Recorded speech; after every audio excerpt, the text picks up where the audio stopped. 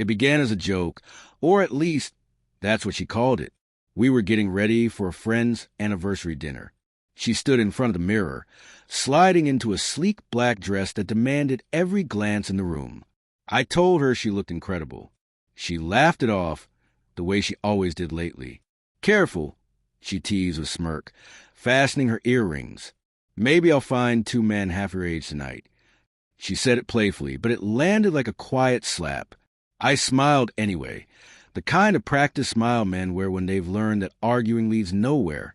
"Maybe you will," I said, straightening my tie.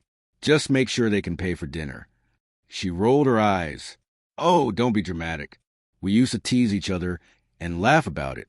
But recently, every joke had an edge, sharp enough to test how far she could push before I'd finally break. For months, something in her had shifted. Always on her phone, always too busy.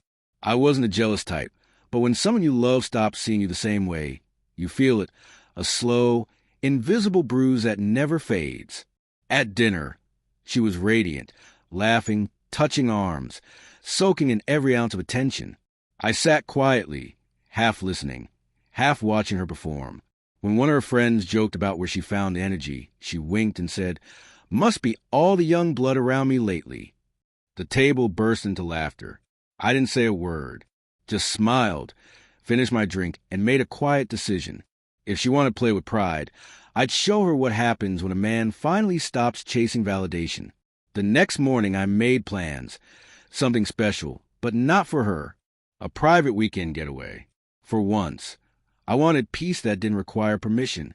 I'd spent years proving I could be the patient one, the forgiving one, the good husband. Now, I just wanted to remember who I was before her jokes became daggers. When I told her I'd be gone that weekend, she frowned. "Where are you going?" "Somewhere I don't have to be the punchline," I said quietly. She laughed, but the confidence behind it had faded. Her words from that night echoed in my mind. "Maybe I'll find two men half your age tonight." It had been just a joke, she claimed when I didn't laugh. She was going out with her co-workers, people I never fully trusted. They drank too much, flirted too easily, and came home far too late. Still, I smiled. "Have fun," I said, returning to my book. But something inside me shifted that night. Not because I believed she'd actually do it, but because she could say it at all. Comments like that don't come from nowhere.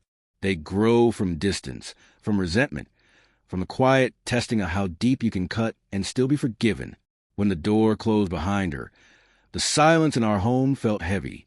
I sat there, thinking about every time I brushed off her jabs, her playful flirting with strangers, her jokes about me getting older, too serious, too boring. That's when I realized I'd been shrinking to make room for her ego, her charm, her spotlight. And that night, I decided I was done being the quiet husband who just takes it. So I made a plan, not out of anger, but out of self-respect. I started packing not my clothes, but my priorities. Called an old friend who owned a lakeside cabin 2 hours away. Booked it for the weekend. Then I sent her a message. "Don't wait up tonight. I'll be gone before you're back." No anger, no drama, just truth. She didn't reply. When she stumbled in around 2 a.m., she called my name, half drunk, half curious. But the house was dark. My side of the bed empty. My closet half cleared. On the kitchen counter, I'd left her a note. "You joked about finding two men half my age. I hope they make you laugh the way I used to." The next morning, my phone wouldn't stop buzzing, texts, missed calls, voice notes, each one sounding more desperate than the last. The laughter was gone now, replaced by panic. Maybe it finally hit her that love isn't something you mock. You either honor it or you lose it. 3 days later, she showed up at the cabin. She didn't look like the confident woman who'd left that night. Her eyes were red, makeup smeared, voice trembling when she said my name. I was sitting on the porch, coffee in hand, watching the fog lift from the lake. She stood there quietly, clutching the note I'd left behind like it was the last piece of me she could hold. "I didn't mean it," she said finally. "It was just a joke." I looked at her and smiled, not from bitterness, but from understanding. "That's the problem," I said softly. You stopped meaning the things that mattered and started joking about the ones that did. She sat down across from me, voice shaking as she spoke about that night. How she'd laughed with her friends, flirted for attention she didn't even want, and realized halfway through that none of it made her feel alive, only empty. When she came home and saw my things gone, she said it felt like the air had left the room. She waited for me to call, to fight, to come back, but I didn't.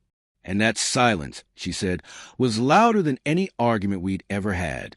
For the first time in years, I let her speak without interruption. And for the first time in years, she actually listened. I told her how her teasing chipped away at me, how each time she compared me to someone younger or more exciting, it wasn't just harmless fun. It was proof she'd stopped seeing my worth. She cried then, not loud or theatrical, but quiet, trembling tears that only come when the truth finally sinks in. "I thought you'd always be there," she whispered, no matter what I said. I stood up, set my empty cup on the railing, and said, "That's exactly why I had to leave." As I walked past her, she reached for my hand, but I didn't stop. I wasn't walking away in anger anymore. I was walking away because I'd finally learned what peace felt like. And as I drove down that long gravel road, her reflection in the mirror grew smaller until it disappeared completely, like the echo of a joke that was never funny to begin with.